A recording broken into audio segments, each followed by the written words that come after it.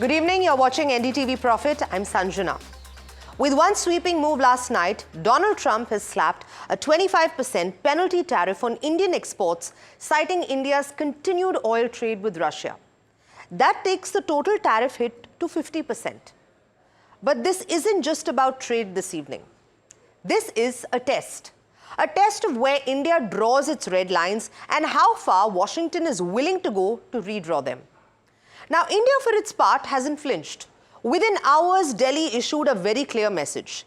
It reaffirmed its strategic partnership with Russia, and Prime Minister Narendra Modi declared that India would never compromise on the interest of its farmers, its fishermen, or its food security.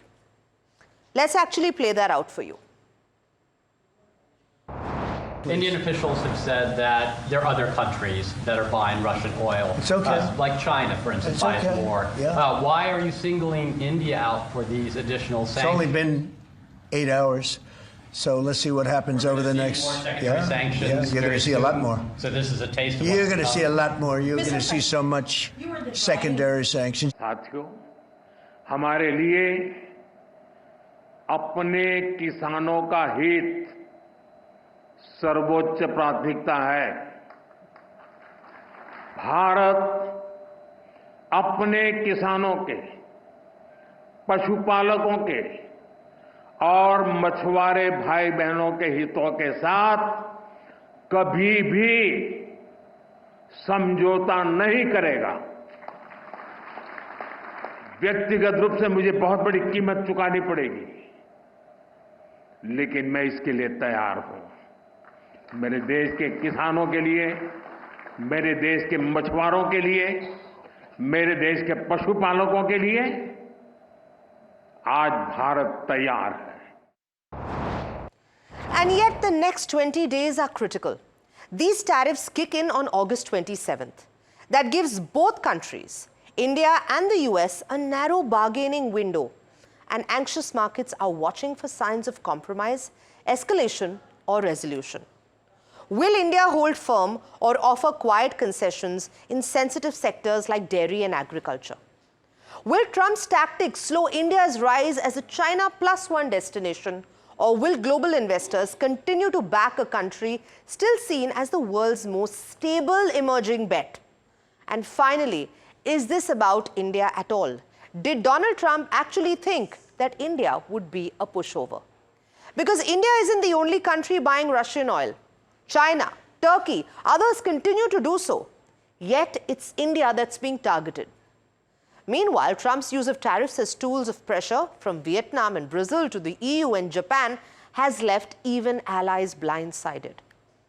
No paperwork, no process, just posts on Truth Social and unilateral decisions that risk turning trade into theater.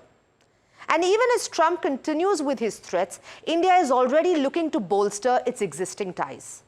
Russian President Vladimir Putin is expected to visit India soon. NSA Ajit Doval is already in Russia. The Prime Minister will also be traveling to China soon. So let's unpack this strategy, and joining me this evening, behind the signals and the stakes, are expert voices. Let me introduce Ambassador Veena Sikri, former High Commissioner, on how Delhi can diplomatically navigate this pressure without compromising sovereignty. David Roche, global strategist on the investor lens.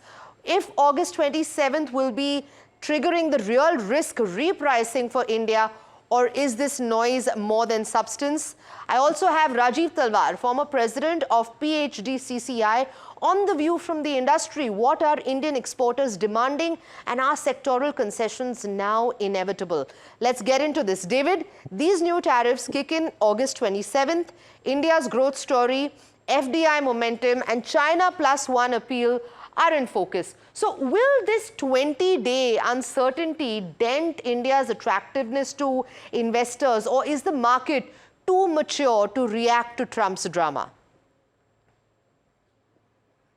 India is going to disappear because of what Trump does. After all, India's manufacturing exports to the United States are 1.3% of Indian GDP.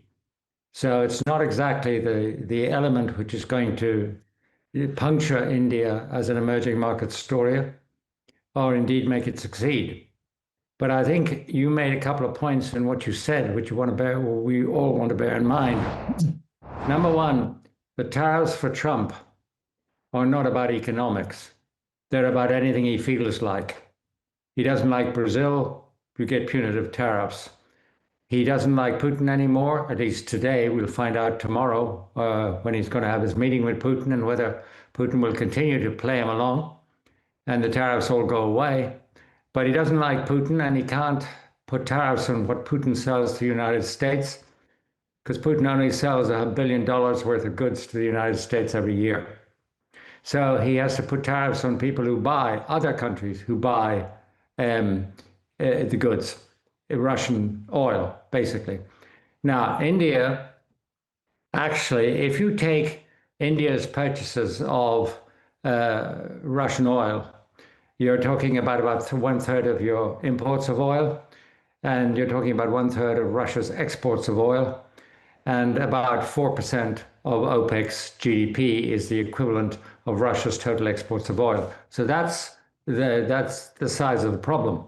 Now, if you get in a situation where Trump wanted to be moral and fair, then he'd be punishing China twice as much as India, because China imports twice as much Iranian oil and Russian oil than India does. But this is not about morals. Trump wants to hit India because he thinks he can get away with it. He doesn't want to hit China because he wants to have a love-in with Xi Jinping, and because he wants to run down the trade war with China, which is, of course, in terms of the US economy, much bigger. So he doesn't dare actually take on China. So he's taking on India. And frankly, this can go any way within 21 days, but it is not just a trade issue. It's a geopolitical issue in which India is in the crosshairs because of its purchase of Russian oil, which I think is a bad thing to be doing. But because India is strong, but weak enough for Trump to think he can bully it, whereas he doesn't want to get into that situation with China. Fantastically put, David. Rajit Talwar, the Indian industry, especially MSMEs, now face uncertainty in the US market. What are you hearing from exporters, and what are they asking the government to do at this point? I think everyone in India, in the economic field, is very certain that this is going to be the century of India. If China emerged in the last century, this is the place to invest, and this is the place which is going to gallop from the fragile 5, it's galloped to being the 4th or 5th largest economy. And by another 25 years, we hope to be part of the big 3 economies of the world. Therefore, right now, with our largest trade partner, I think what's going on is that the policies of Mr. Narendra Modi have launched India solidly on the path of growth since 2014. And we are now backed by votes of the largest democracy of 1.4 billion people. How can any government in India ignore the voting and the majority rule or the coalition rule of a government which is backed by 1.4 billion people in this country? Therefore, this is a matter of negotiations. I am quite certain, and we in the economic industries are quite certain, that this is a matter of negotiations only. It's temporary at best. It will be resolved to the best interests of both the countries, because the 2 largest or 3 largest economies cannot afford to be at odds and evens with each other. And we are quite certain that the Indian government is totally committed to the welfare of people who are not affluent. These are the farmers, these are the dairy cooperatives, these are the marine exporters, and also large workers in industries like textiles, man-made textiles, gems and jewelry, where a lot of labor is involved. So those interests have to be preserved, and in each case, both the countries have to be preserving the interests of their own nations. And therefore, negotiations will take place. This, what we see, is probably like those last 30 seconds in a boxing bout where punches are thrown, less out of strategy, but more to win points over there. So we are quite hopeful and certain that the government of both the countries, and negotiators of both the countries are working towards the best solution for each nation. And while we do feel that India is being marked out a little unfairly, I'm certain that good counsel will prevail, and we are peace loving but strong democratic nations, and therefore results will be found to the best capacity possible, like we've done with UK already.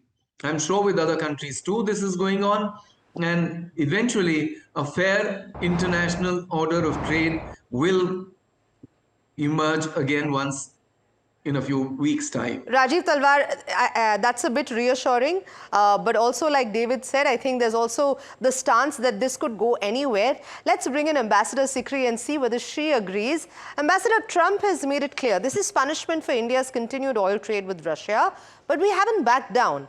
We've reaffirmed our strategic partnership with Moscow. So let me ask you this, is this a moment of diplomatic defiance or quiet negotiation?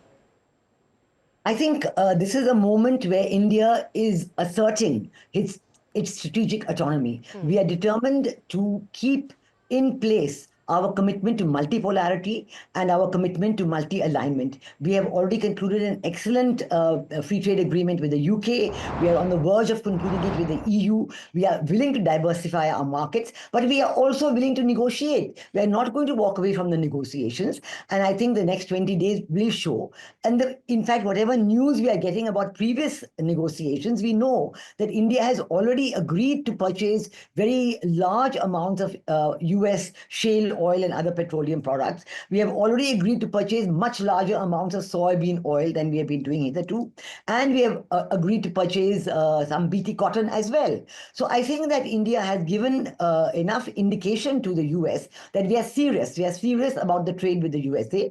We want to have good relations with the USA. But India is committed to protecting its own economy and preserving that independence of decision making. And I think the biggest factor that you can see, not only Prime Minister Modi's very strong statement today, but also the fact that the Indian stock market has completely shrugged off this 50% additional tariff, as it shrugged off the first batch of 25% tariff. Overall, I want to say one point. I think that President Trump right now is playing to the gallery of China. For President Trump right now, the most important point is the ongoing negotiations with China on a free trade agreement, following which he wants to have a bilateral meeting with President Xi Jinping. And I think on this meeting with President Xi Jinping, in order to get a good deal, he is showing that he is able to, do what he likes with India. He's trying to take away the Pakistan card from China by doing all his relationship with Asim Munir and others. He's trying to take away the Bangladesh card from China by, signing a non-disclosure agreement with Bangladesh. And we know that this non-disclosure agreement is probably about forcing Bangladesh to stop purchasing arms from either Russia or China. Right. So, Ambassador, my follow-up to you then is that how does this compare? You're talking about the similarities. How does this compare then with how Washington has dealt with China or Turkey? Let's remember, who are also importing Russian crude. Well, this is the point. At the moment, he is prepared because of this overall commitment to, for his own success of MAGA. He wants to have a deal with China. He has already backtracked, for example, with China, when China imposed the restrictions on critical minerals and some of the inputs for the EV industry and others in America. He backed down on the tariffs on China, and he has actually given them a fairly easy time. And in the ongoing negotiations, although they are tough, they are hoping to have a deal so that the bilateral summit between China, Xi Jinping and President Trump can go ahead. Now, with India is right now being treated as fodder for the China deal. And I think it is very important for India to understand this, because we are maintaining our cautious and collected approach. We are maintaining our commitment to the negotiations, but we are holding firm, as Prime Minister Modi said, on our key interests, which is for the farmers, for the fishermen, for the micro MSMEs, the micro, small and medium and entrepreneurs. We are going to retain that commitment. And we know that we are looking at diversification. That's a very important factor. And because diversification is possible. And that's why industry and the stock market remains buoyant. It's not giving in. It's not showing any despondency. Sure. Because we know that diversification is possible. We know that we have given a good deal to America on the ongoing bilateral trade agreement negotiations. At one time in July, the USTR took a deal to President Trump for his approval, but President Trump did not approve it. Right. And he said he wanted more. So I think all these are showing that India is perfectly within its rights, and India is doing the correct thing by standing tall and being committed to the people of India. And while willing to make concessions, as we have made, I outlined those, we are going to stand firm. And I think in the end, there will be a win-win situation. Maybe it'll happen within 21 days. I don't know. Maybe it could happen after the US-China summit. Right. There are many imponderables along the way, but we are committed. Right. And we know it will happen. We know it will happen. We have a strong people-to-people commitment with the USA beyond governments, and that is strong. That is committed. The Indian diaspora is committed, and we have shown to the world what we can do by concluding such an excellent FTA with the UK. Absolutely. So I think, like you rightly said, lots of events in the run-up to and over these next 21 days that are spread out. I'm glad you also raised the point about diversification, because now I'm going to veer away from MSMEs. David, sectors like semiconductors are exempt. Apple continues to ramp up, but smaller exporters are really going to face the real risk. Would you say this is the tale of two economies within India at this point? Well, the thing that is really interesting about India is certainly the development of the semiconductor and the IT industry is a success story. But I'd like to go back a little bit in history, and I'd like to say this. When India started its development story, it looked to push manufacturing investment as the motor of the economy.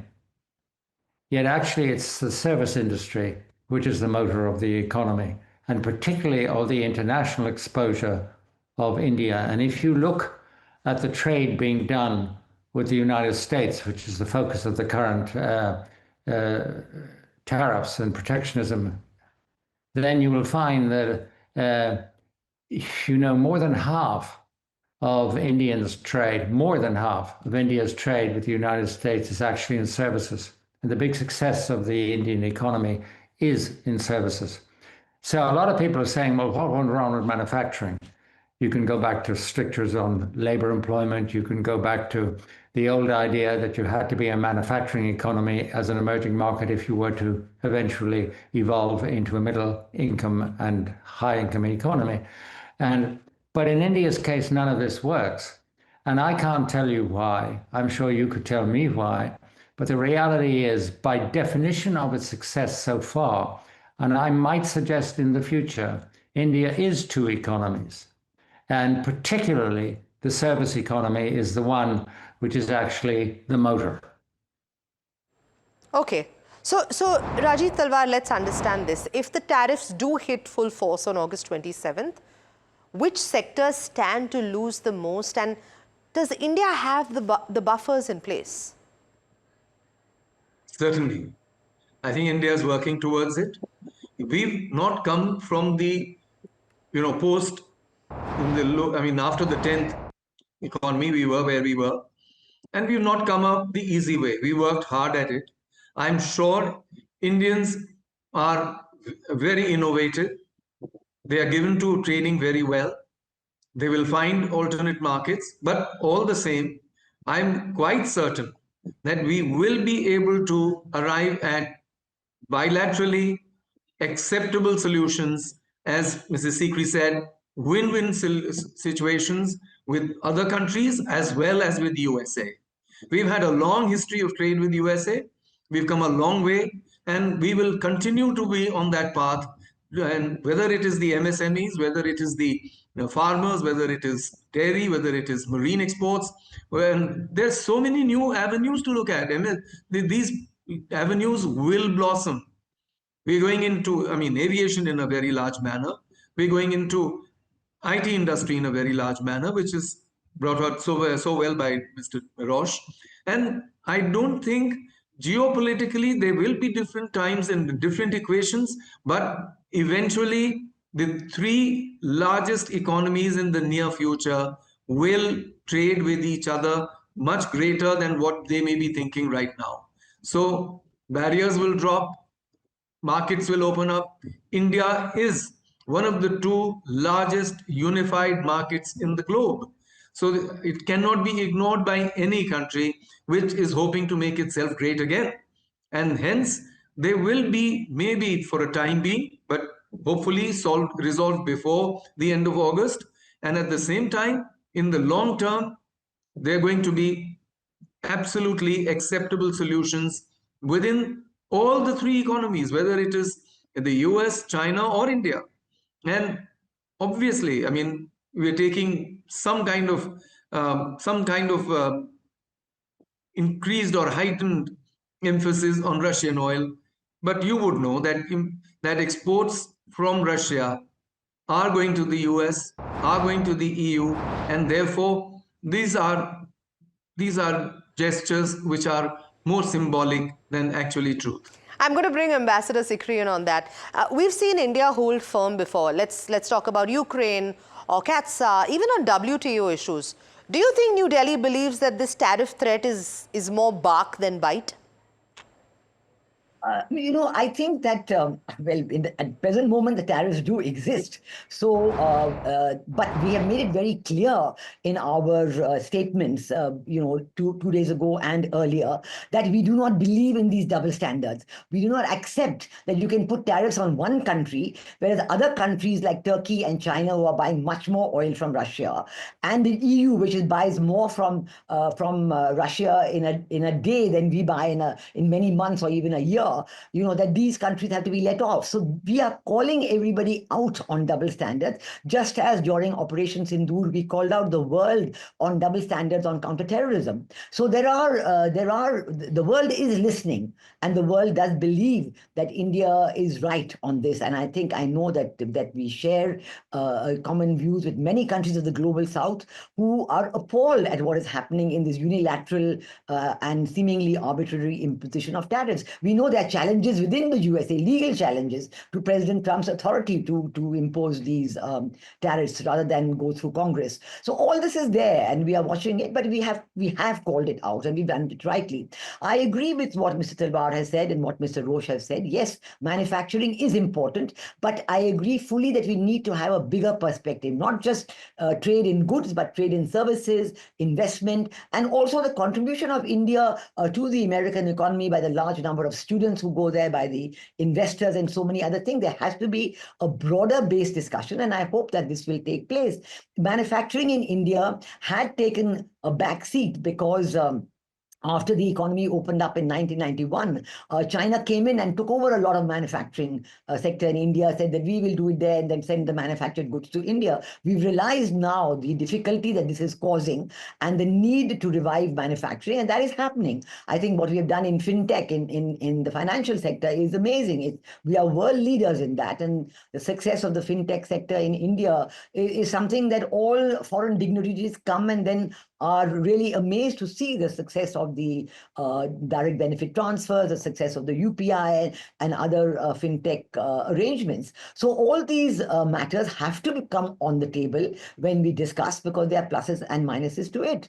And there is the question of the digital tax, which is coming back on the table, which was there earlier. There are all these companies like Meta and Google and others who are earning enormously from India, maybe the tune of $85 billion and more, and they're taking it away without any tax. Now, this is unheard of. There's no country in the world that is doing that. So there was a question at one time of imposing a digital tax, right, which was put on the back burner, which might well come into the forefront again. There are a lot of issues that are being discussed. I think the very fact that we have the confidence to discuss these issues, and how the people of India have the full confidence in Prime Minister Modi's government that he will be able to get through this in a way that will be mutually beneficial. We have the confidence, and we are going ahead, and there will be a solution. All right. So then, forward-looking and cognizant, as we're completely out of time, David, let's also accept and let's also be clear that there are state legislative elections that are coming up in the United States. We're talking as early as November. Do we need to prepare for an era of aggressive, unpredictable trade bullying as the new normal? Well, I don't think it's got anything to do with the elections which are coming up. I mean, it's innate to the Trump. The lesson to take away is that Trump will use tariffs on pretty well anything he feels like. It's not about trade. It's about what he feels like. And the tariffs being used against Brazil are purely political. The tariffs being used against China are geopolitical because Trump wishes to show that he can punish Putin without getting into a fight with China, which is exactly what the ambassador pointed out, and is why Trump is focused on putting secondary tariffs on Russian oil trade with China, with India, and not on China.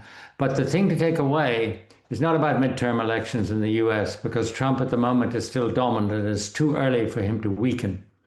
The thing to take away is that tariffs are central to what he believes in. Now, he doesn't understand them, of course, which is another matter altogether. He certainly doesn't understand the economics of it, but the implications are that they're going to be used all the time across every single policy area which he considers needs to be addressed. David Roche, Rajiv Talwar and Ambassador Sikri, thank you so much for your time and for all the noise around tariffs. At the heart of this story is a very clear choice: India's right to chart its own course. In an increasingly polarized world where economic pressure often stands in for diplomacy, India is being asked to pick a side. But perhaps it already has its own. Thank you so much for watching.